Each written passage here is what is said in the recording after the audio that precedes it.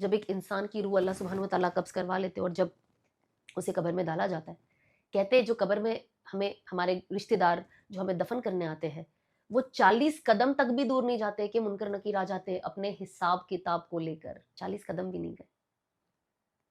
Imagine, یہاں پہ کوئی ٹائم نہیں ہے. اب ایک انسان جب ایک موت کے گھر میں، ایک میت کے گھر میں آتا ہے، کیا کہتا ہے؟ نہیں، اس سے کچھ کروں مت، اس کو تھوڑا ٹائم دو، یہ بہت بڑے صدمے سے یہ انسان گزرا، اسے وقت دو، اسے سنبھلنے کا وقت دو، بعد میں یہ پوچھ لیں گے، بعد میں یہ کر دیں گے.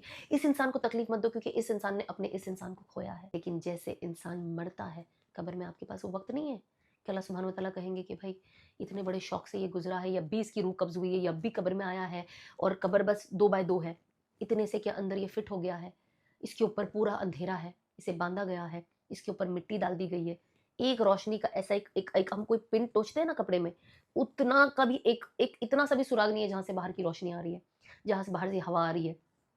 وہ باہر کوئی بیٹھا نہیں ہے. اللہ سبحانہ و تعالیٰ فوراً منکر نکیر کو بھیج دیتے ہیں حساب کتاب کے لیے، سوال جواب کے لیے. اب یہ سوال جواب سوچئے آپ کی پوری زندگی کے ہیں. ہر اچھے اعمال چھوٹے سے بڑے ریکارڈ کر دیے گئے ہیں، اور ہر بدکاری چھوٹی سے بڑی وہ بھی ریکارڈ کر دی گئی ہے. سب سے پہلے تو آپ سے سوال کیا جائے گا آپ کے ایمان پہ کہ بھائی کیا ایمان ہے آپ کا، کون ہے آپ کے نبی. جو ہمارے قبر کے 4 سوالات ہیں وہ ہم سے پوچھے جائیں. اس کے بعد سب سے پہلے سوال ہمارے نمازوں کا ہوگا. اب جو نیک انسان ہوگا ظاہر سی بات ہے وہ قبر کی لذتوں کو انجوائے کرے گا، اپنے 4 سوال آسانی سے اس سوال کے جواب دے گا، اور پھر اللہ سبحانہ و تعالیٰ اس نیک انسان کی قبر کو وسیع کر دیں گے. دوسرا انسان کیا چاہتا ہے کہ جب وہ قبر کے اندر جائے تو گھبراہٹ ہوتی ہے کیونکہ وہ اکیلا ہے، وہ باہر کسی کو بلا نہیں سکتا، کسی کو آواز نہیں دے سکتا، سب چلے گئے چھوڑ کے اسے محبت کرنے والے، اس کی اولاد، ان کے بیٹے، جتنے بھی لوگ انہیں قبر میں دفن کرنے آئے تھے انہیں اندر ڈال کر اب وہ گھر چلے گئے.